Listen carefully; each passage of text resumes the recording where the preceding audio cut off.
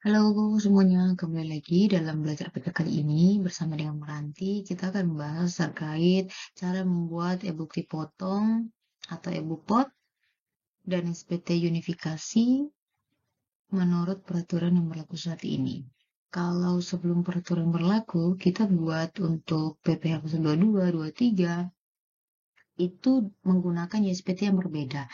Namun, dengan adanya peraturan yang sudah diterapkan secara nasional sekarang, kita diharuskan untuk membuat bukti potong menggunakan e-book pot unifikasi. Bagaimana caranya dan seperti apa? Yuk kita pelajari sekarang. Yang perlu kita perhatikan dalam membuat e-book pot unifikasi ini, kita harus memastikan bahwa DJP kita sudah memiliki akses e-book pot unifikasi. Nah, jika DJP kita belum memiliki akses unifikasi, hal pertama yang perlu kita lakukan adalah kita login terlebih dahulu ke akun DJP kita, kemudian kita pilih profil, setelah itu kita pilih aktivasi fitur. Nih, dia akan muncul seperti ini, aktivasi fitur. Nah, seperti ini. Kemudian kita centang e-book pot unifikasi yang ini. E-book pot unifikasi. Nih, kita centang. Setelah itu kita pilih ubah. Kita pilih ubah. Tampilan seperti ini. Kita ubah. Setelah itu akan muncul tampilan seperti ini. Dan kita klik ya. Dengan demikian, kita sudah dapat menggunakan aplikasi e-book pot unifikasi. Seperti itu. Selanjutnya, kita kembali login ke akun DJP online kita seperti biasa. Setelah itu, kita klik pelapor. Kemudian akan muncul tampilan seperti ini. Kita pilih pelaporan. Setelah itu, akan muncul tampilan di bawah ini. Seperti ini. Dan kita pilih e-book pot unifikasi. Setelah kita pilih e-book pot unifikasi, maka akan muncul tampilan seperti ini. Langkah selanjutnya, kita melengkapi data atau identitas penandatanganan bukti potong. Kita pilih pengaturan, kemudian kita centang salah satunya di sini, wakil wajib pajak atau pengurus, dalam hal ini direkturnya atau wakil direktur, atau kuasa wajib pajak. Jika kita memiliki kuasa wajib pajak, kita harus memiliki surat kuasa. Kemudian identitasnya kita memilih yang mana. Jika kita menggunakan NPWP, maka kita centang NPWP, kemudian kita isi NPWP-nya. Jika direktur atau penandatanganan ini tidak memiliki NPWP, kita bisa menggunakan NIK. Jadi kita bisa pilih NIK, kemudian kita isi NIK-nya. Kemudian untuk nama yang ini, itu akan otomatis terisi di sini jika kita sudah memilih salah satu identitas yang akan kita gunakan, baik NPWP maupun NIK.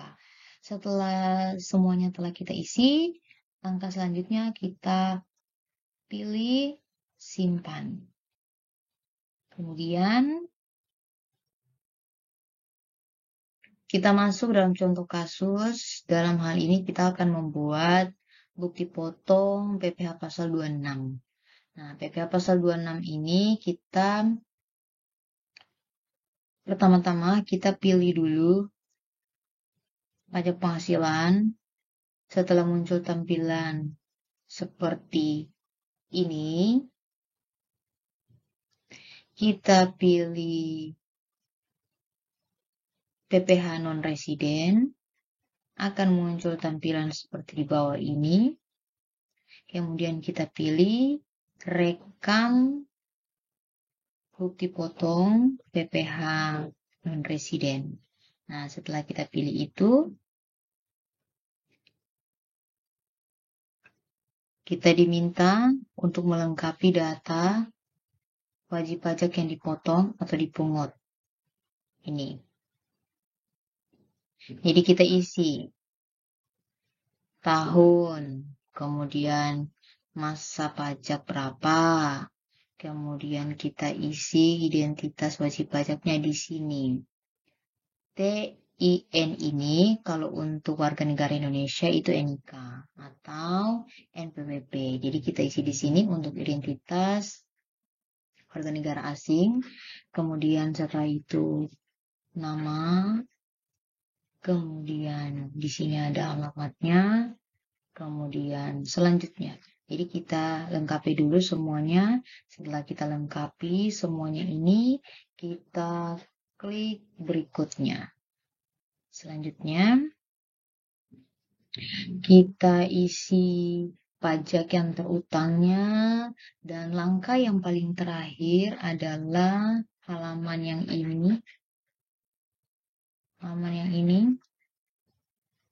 kita ditanya jika terjadi kelebihan pembayaran pajak atau penyetoran pajak atau PPh yang tidak seharusnya dipotong, apakah kita akan mengajukan pengembalian atau restitusi, atau kita akan mengajukan pemindah bukuan saja. Di contoh ini kita pilih pengembalian atau restitusi.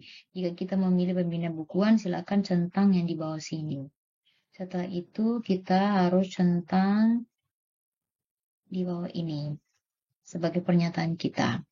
Kemudian kita klik simpan yang ini. Setelah itu akan muncul tampilan seperti ini.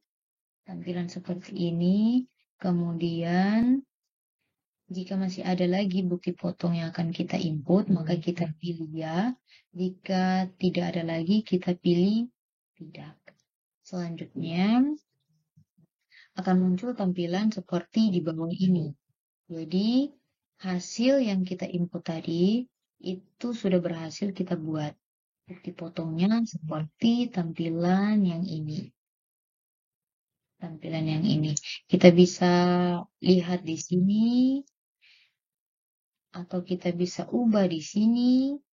Kemudian jika salah atau tidak perlu dibuat, kita bisa hapus di sini. Seperti itu. Selanjutnya kita masuk contoh kasus untuk membuat bukti potong PPh pasal 23.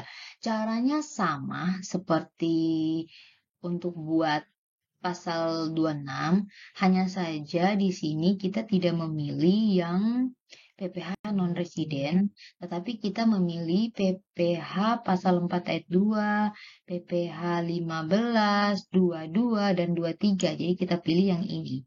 Setelah itu kita akan muncul tampilan seperti di bawah ini. Kita pilih rekam bukti potong. Setelah kita pilih rekam bukti potong, akan muncul tampilan seperti ini. Kita diminta untuk melengkapi identitas wajib pajak yang dipotong atau dipungut. Seperti yang 26 tadi, kita isi tahun, kemudian masa pajaknya, kemudian identitas yang digunakan, apakah NPWP atau NIK. Kita isi di sini. Setelah itu, namanya akan otomatis terisi di bawah sini. Selanjutnya, kita pilih ini. Kita diminta untuk membuat pajak penghasilan yang dipotong atau dipungut. Jadi, kita harus memilih kode objek pajaknya apa. Kita pilih sesuai dengan transaksinya kita.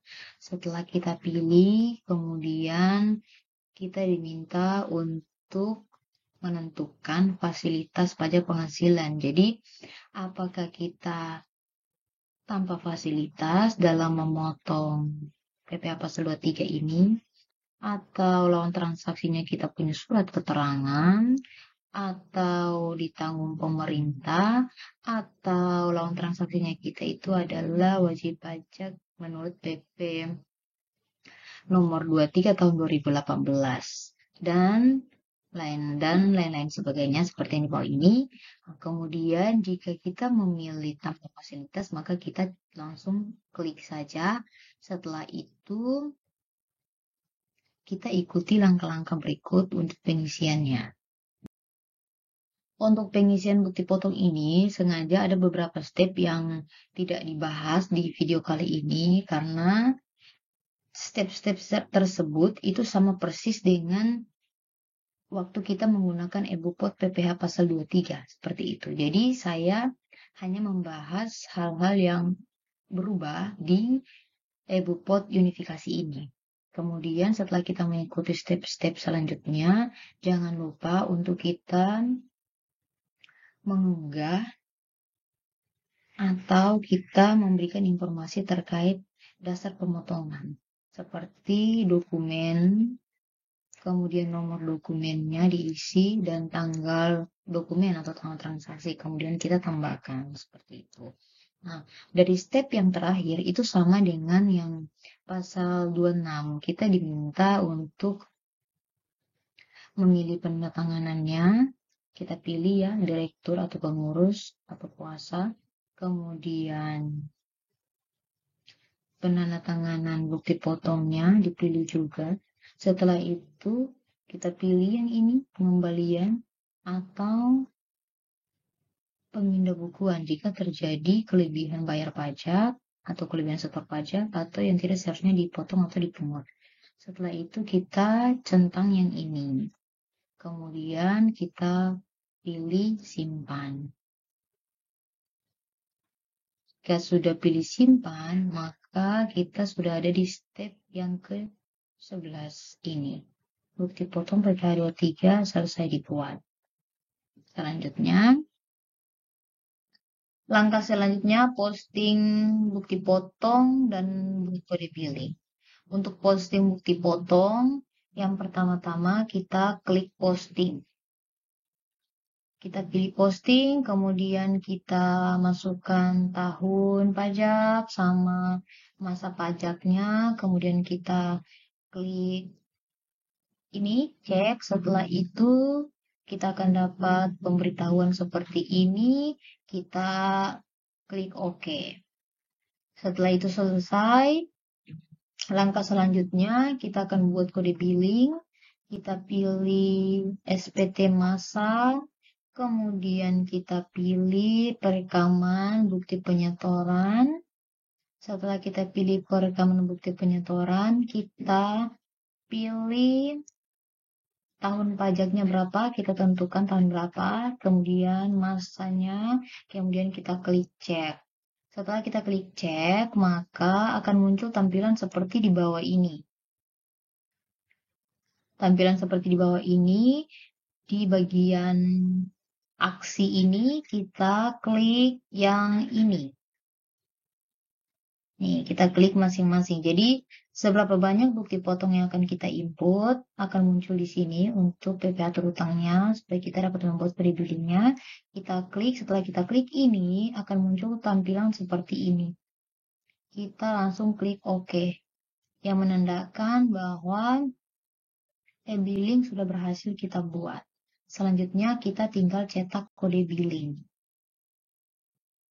Cara cetak kode billing adalah kita klik gambar yang ini di bawah aksi, kemudian akan muncul tampilan seperti ini dan kita klik download. Seperti itu, atau kalau kita mau langsung print, kita bisa klik yang print ini. Setelah itu kita lakukan pembayaran. Setelah kita melakukan pembayaran, kita melakukan perekaman bukti setor. Caranya adalah seperti tadi, perekaman bukti setoran atau penyetoran, kemudian kita tentukan tahun pajaknya, kita tentukan masa pajaknya, kemudian kita klik cek. Setelah itu akan muncul tampilan seperti ini, kemudian kita klik tambah. Selanjutnya, kita menyiapkan SPT dan lapor. Jadi setelah kita melakukan perekaman bukti pembayaran atau bukti setor, kita mengisi TPN seperti biasa yang kita lakukan. di eBupot sebelum unifikasi ini. Setelah itu kita akan menyiapkan SPT-nya. Langkah-langkah yang perlu perhatikan adalah kita pertama kali harus mengklik SPT masa. Setelah itu kita pilih penyiapan SPT masa PPH unifikasi. Setelah itu akan muncul tampilan seperti di bawah ini. Tampilan seperti di bawah ini masih dalam bentuk draft. Jika kita ingin mengeceknya, silakan dicek terlebih dahulu. Namun, jika kita sudah yakin dengan apa yang kita buat atau yang kita input, kita langsung saja klik kirim yang ada di sini di menu aksi ini. Setelah itu akan muncul tampilan seperti yang ini, seperti ini. Kemudian kita langsung saja ke SPT induk. Kita lihat seperti biasa. Jika sudah sesuai dengan yang kita input, maka kita klik kirim SPT. Setelah kita klik kirim SPT atau kita pilih kirim SPT, kita diminta untuk mengisi atau mengupload sertifikat elektronik kita. Kemudian kita isi passphrase-nya kita, kemudian kita pilih sertifikat elektroniknya kita. Setelah itu kita klik kirim SPT. Setelah kita klik kirim SPT, pastikan bahwa Anda sudah menerima BPE. Dengan demikian, proses pelaporan menggunakan SPT PPH unifikasi sudah selesai dilakukan. Demikian video kali ini, terima kasih banyak sudah nonton dan semoga bermanfaat.